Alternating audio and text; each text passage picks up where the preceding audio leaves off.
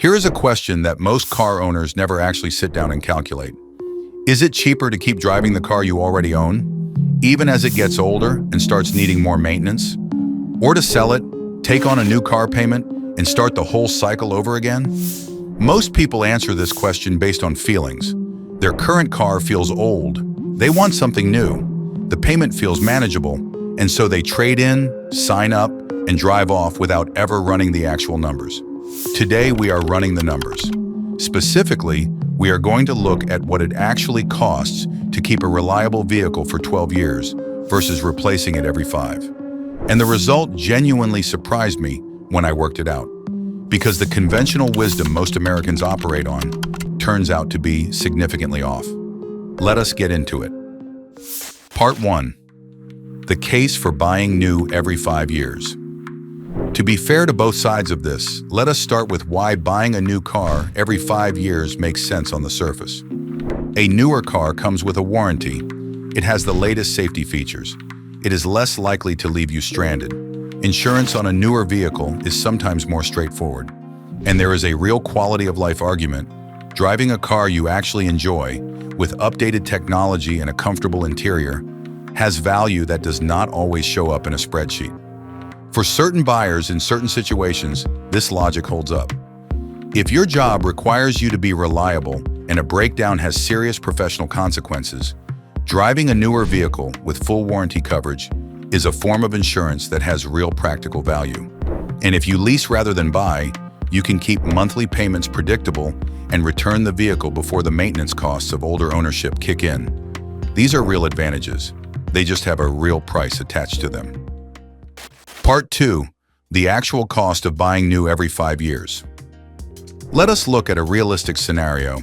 You buy a new midsize sedan or SUV at a typical transaction price of around $38,000. You finance it over 60 months at a current market interest rate. You drive it for 5 years and then trade it in on something new. Here is what that actually costs you over those 5 years. Your monthly payment at typical financing terms comes to somewhere around $700 per month. Over 60 months, that is $42,000 paid to the lender, more than the original purchase price once you factor in interest.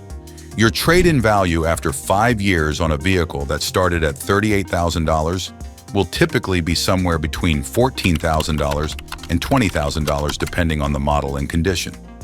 So your net cost for 5 years of driving that vehicle, what you paid minus what you got back, is roughly $22,000 to $28,000.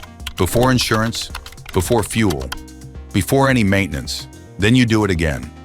Another 5 years, another similar net cost.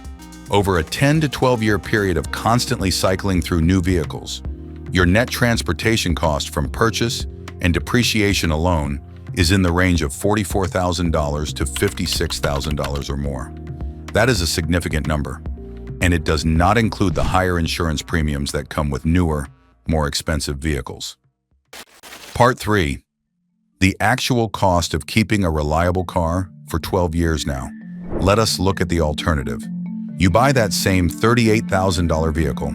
You drive it past the 5-year mark, past the point where most owners trade in. You keep it for 12 years. Here is what changes after year 5. Your loan is paid off.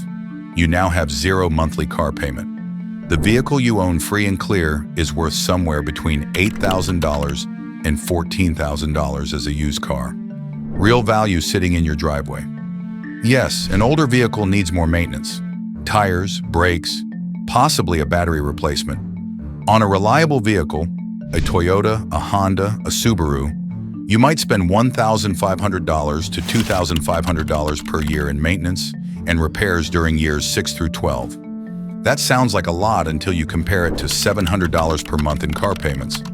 Even at $2,500 per year in maintenance for 7 years after payoff, your total maintenance cost for that extended period is around $17,500. Compare that to the $44,000 to $56,000 in net purchase costs for someone who bought new twice in the same period.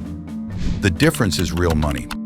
Tens of thousands of dollars over a 12-year window. Money that could go toward a home, toward retirement savings, toward your children's education, or simply toward not carrying debt. Part 4. The variables that change the math. This comparison is not one size fits all, and it is worth being honest about the factors that affect it. First, the vehicle matters enormously. This math works in favor of keeping a vehicle long-term only if the vehicle you are keeping is genuinely reliable. A vehicle with a poor long-term reliability record that requires major repairs every year is a completely different calculation. The brands and models that make long-term ownership economically attractive are the ones with documented histories of low repair frequency at high mileage. Second, your financing situation matters. If you financed your original purchase at a high interest rate, the true cost of ownership is higher, which actually strengthens the case for keeping the vehicle longer once it is paid off. The break-even point, where keeping the old car stops saving you money, shifts based on your original loan terms. Third, fuel economy matters more than it used to. If your older vehicle gets significantly worse fuel economy than a new replacement would, that gap has a real dollar cost that grows with every mile you drive. For high mileage drivers, this factor can meaningfully change the comparison. Fourth, safety technology has advanced.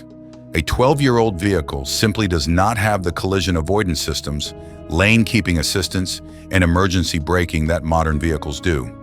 For families with young children or elderly drivers, this is a factor worth weighting in the calculation. Part 5. What the numbers actually say. When you put all of this together, the honest conclusion is this. For most Americans driving a reliable vehicle in good condition, extending ownership well past the typical 5-year trade-in cycle is almost always the more economical choice, often by a wide margin. The sweet spot for most reliable vehicles is somewhere between years 7 and 10 of ownership.